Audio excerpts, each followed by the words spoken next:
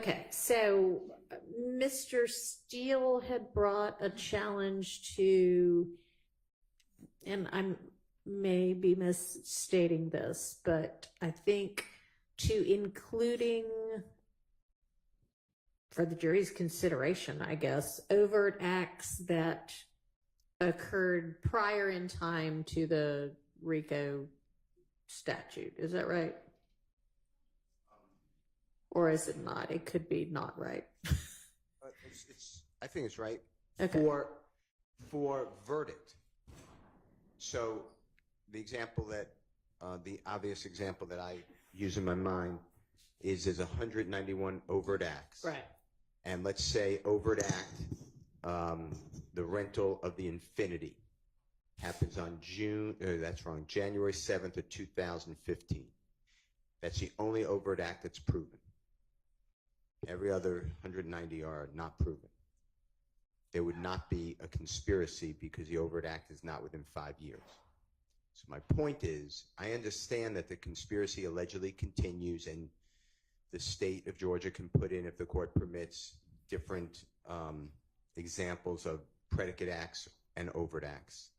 And do you agree that they can put in for consideration overt acts that occurred further back in time than the 5 years? Yes, the case law says that that's so appropriate. Is your argument just that unless at least one of the overt acts that the jury finds,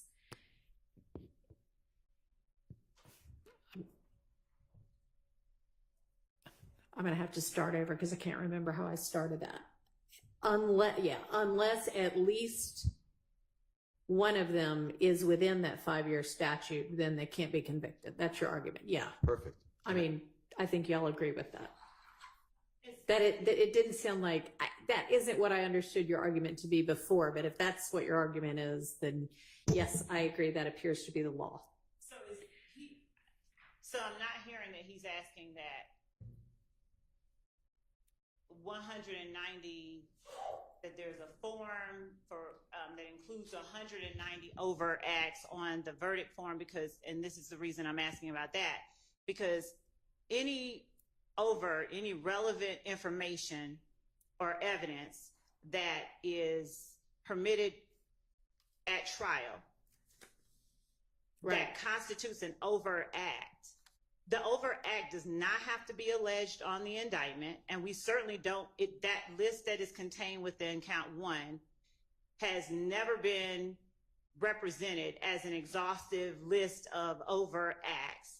And the overt acts that we introduce at trial don't have to be included in count 1. And if the jury finds, I mean, I understand what Mr. Steele is saying, and I'm not arguing with that last summation that the court gave. But my point is that I understood him to be saying something akin to, I want a special verdict form that includes the overt acts that are listed on the indictment, and I want them to say if they found this one, this one, this one, and if the ones that they find occurred prior to 5 years before the indictment, then they cannot find the defendant guilty of that count 1. If only the ones they find occurred more than 5 years prior. Right. That's then what they I can't find them saying. guilty. Yes. So we're all on the same page then. So as long as we're not talking about listing out the 191, because we might be talking about listing out the 191, because how can I know whether they found one within the statute unless they say yes or no as to each of them? Well, they could list, they could state, they don't have to. The reason that I would object to putting 191 is that it would limit them to consideration of 191. And if evidence of one that happened, for instance, during the course of this trial is not on the indictment. It's not. And they can, I mean, we haven't gotten to that, but I would think they can consider that potentially. But if the only thing they find is an overt act is something that occurred post-indictment in the jail, and that's the only thing they find, they can't be convicted because you haven't indicted them for that. Oh, Your Honor, yes, you can, and I will get that case law for the court. Okay, well, but I'll definitely be interested in seeing how they can get convicted of something they weren't indicted for, but okay. I have so much exciting case law to look forward to.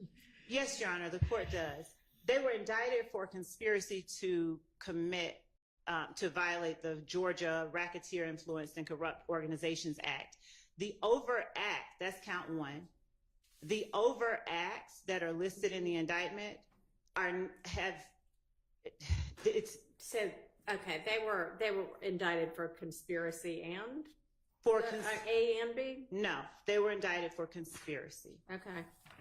And so all the jury needs to find, after they find that there's an enterprise, that there's conspiracy, that people participated in it, only one person has to commit one overt act for the jury to find them guilty of count 1. And not by them, I mean all of the people that they determined were part of the enterprise. Conspiracy. Right.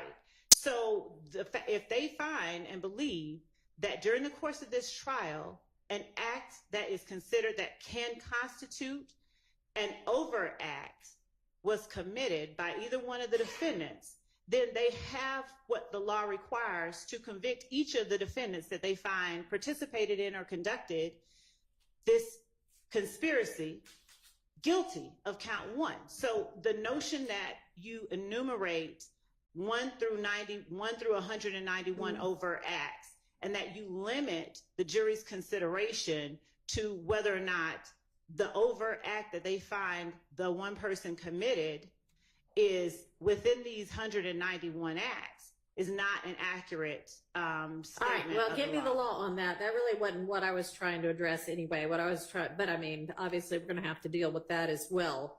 What I was trying to figure out is whether Mr. Steele was arguing that if it was outside of the 5-year statute, those overt acts either couldn't be considered, which he's not arguing, or couldn't be found, which he's also not arguing. He's just arguing they can't be convicted unless at least one of them is within the statute, which we all agree to. That's all he's arguing, then I don't have That's all he's arguing, but I'm going to need to know, because you're going to be arguing against that kind of a jury verdict. And that they could find an overt act that occurred subsequent to the indictment and is therefore not contained within the indictment could form the sole basis for them being found guilty. And I'm going to need to know the law on that. And to be clear, just to make sure that the court understands my position, not just that happened since the indictment. If there's an overt act that's not listed on the indictment that they find did occur, even if it happened pre-indictment, because we did not and do not have to include all of the overt acts committed in furtherance of this conspiracy. So that's the reason I would object to that. You don't have to object to it. I'm not making a decision right now. I'm just saying I'm going to need the law on that. Yes, Your Honor. Okay. That an overt act not listed at all can be the sole basis for the conviction. Assuming all the other elements are met, yes. Okay. All right.